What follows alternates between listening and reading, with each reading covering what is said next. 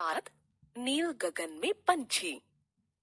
एक दिन शाम के लगभग 7:30 बजे की बात है कि अचानक बिजली चली गई। मैं धमा चौकड़ी मचाते हुए छत पर पहुंची और पास पड़ोस के ढेरों बच्चे भी मेरे साथ शोरगुल करते हुए छत पर आ गए। हम सभी खेल में मस्त हो गए। तभी मेरी नजर छत की मुंडेर पर पड़ी, जहां मुझे कोई सफेद सी वस्तु दिखाई दी। बहुत गौर से देखने पर पता चला कि वह एक कबूतर है, जिसके पैर में एक लंबी रस्सी बंधी हुई थी। मैंने सभी बच्चों से चुप होने को कहा और धीरे धीरे कबूतर की ओर बढ़ी। मैंने उसे धीरे से अपने हाथों में उठा लिया और उसे घर ले आई। वह एक बहुत ही प्यारा सा कबूतर था। वह बहुत सहमा और डरा हुआ था। मैंने उसे एक टोकरी में रखकर टोकरी को ऊपर लटका दिया। फिर उसे खाना और पानी दिया, लेकिन वह इतना डरा हुआ था कि उसने कुछ भी नहीं खाया। मैं काफी देर तक उसे खाना खिलाने के चक्कर में जागती रही, लेकिन मम्मी ने मुझे डांटा और कहा, चलो अब सो जाओ, सुबह स्कूल भी जाना है। रात में काफी देर तक मैं कबूतर के बारे में सोचती रही, जिस कारण मुझे ठीक से नींद भी नहीं आई। सुबह जल्दी उठकर मैं कबूतर के पास गई और उसे प्यार करने लगी। लेकिन जैसे ही मम्मी ने मुझे आवाज दी, मैं दौड़कर चादर ओढ़कर पलंग पर लेट गई। मम्मी ने मेरे पास आकर कहा कि पिंकी, चलो उठो, स्कूल को देर हो रही है। मैंने आंखें मलते हुए कहा कि मम्मी, मेरे सिर में दर्द हो रहा है। मम्मी शायद समझ गई थी कि मैं कबूतर की वजह से ऐसा कह रही हूँ। उन्होंने मेरे माथे पर हाथ रखा और कहा, बुखार तो नहीं है, चलो जल्दी से उठो, स्कूल के लिए तैयार हो जाओ। आखिर मुझे मन मारकर उठना ही पड़ा। उस दिन स्कूल में मेरा मन किसी से बात करने को नहीं किया। मेरा ध्यान घर पर ही लगा हुआ था। जैसे ही छुट्टी की घंटी बजी, मैं बस्ता उठाकर घर की ओर भागी। घर पहुंचते ही मैंने बस्ता पटका और सीधे कबूतर के पास गई। उसे खाना पानी दिया और बहुत सा प्यार किया। अब तो रोज ऐसा ही होता।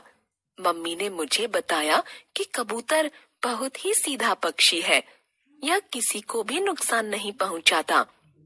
उन्होंने बताया कि तोता तो कई बार उंगली में काट लेता है, लेकिन कबूतर कभी नहीं काटता।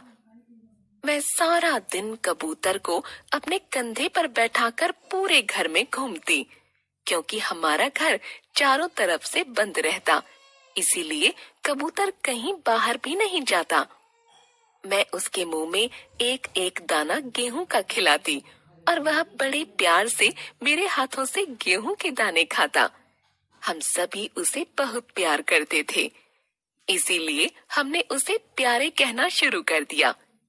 जैसे ही मैं उसे प्यारे कहकर आवाज देती, वह गुटर गूं करता, मानो मेरी बातों का जवाब दे रहा हो। मैं अक्सर उसको खिड़की पर बैठा देती। खिड़की पर जाली लगी हुई थी। वहां से वह पेड़ पौधों को बड़े ध्यान से देखता और अगर कोई चिड़िया दिख जाती तो उसे अपनी आवाज में गुटर गूं करके कुछ कहने की कोशिश करता। मुझे प्यारे बहुत अच्छा लगता था, लेकिन धीरे धीरे मैंने महसूस किया कि वह बाहर जाना चाहता है और दूसरे पक्षियों की तरह उड़ना चाहता है। मैं जब भी उसे देखती, मुझे लगता वह उदास है, लेकिन मैं उसे बहुत प्यार करती थी, इसलिए उसे छोड़ना नहीं चाहती थी और मैं उसे हर वक्त अपने पास रखने की कोशिश करती थी। एक दिन की बात है, बहुत ही सुहावना मौसम था। काले काले बादलों से सारा आसमान भरा हुआ था। ठंडी ठंडी हवाएं चल रही थीं। चारों तरफ पक्षी चहचहा रहे थे। इतने सुहावने मौसम में हर किसी का मन खुशी से झूम रहा था। मैंने प्यार से प्यारे को गोदी में उठाया और छत पर ले गई। इतने सुहावने मौसम को देखकर प्यारे बहुत खुश हुआ और मैं भी बहुत खुश थी। तभी अचानक प्यारे ने अपने पंख पूरी तरह फैलाए। मैंने उसे पकड़कर रखना चाहा, लेकिन वह अपने पंख फड़फड़ाकर तेजी से ऊपर की ओर उड़ गया। वह इतना ऊपर उड़ गया जैसे कोई बहुत दूर उड़ती पतंग। मैं हताश हैरान सी प्यारे प्यारे चिल्लाती रही। प्यारे दूर आसमान में घंटों गोल गोल चक्कर काटता रहा और मैं उसे अपनी छत से कटी पतंग की तरह देखती रही, जैसे शायद वह वापस आना चाहता था, मगर उसे रास्ता नहीं मिल रहा था। प्यारे के जाने के बाद मुझे बहुत दुख हुआ, लेकिन धीरे धीरे मुझे यह एहसास हो गया कि आजाद पंछी को चाहे हम कितना भी सुख से रखें, वह कैद में रहकर कभी खुश नहीं रह सकता। भगवान ने उनके लिए जो प्रकृति बनाई है, वह उसमें आजाद घूमना और उड़ना पसंद करते हैं। किसी भी पंछी को पिंजरे में रखने से उसकी आजादी छिन जाती है। वह पक्षी हमें कुछ बोल नहीं सकता, लेकिन उसका मन अंदर से रोता रहता है और वह आजाद होना चाहता है। पक्षी प्रकृति की गोद में ही सुंदर लगते हैं। उनको कभी पिंजरे में बंद नहीं करना चाहिए। उस दिन के बाद मैंने यह प्रण किया कि अब कभी किसी पक्षी को पिंजरे में बंद करके नहीं रखूंगी।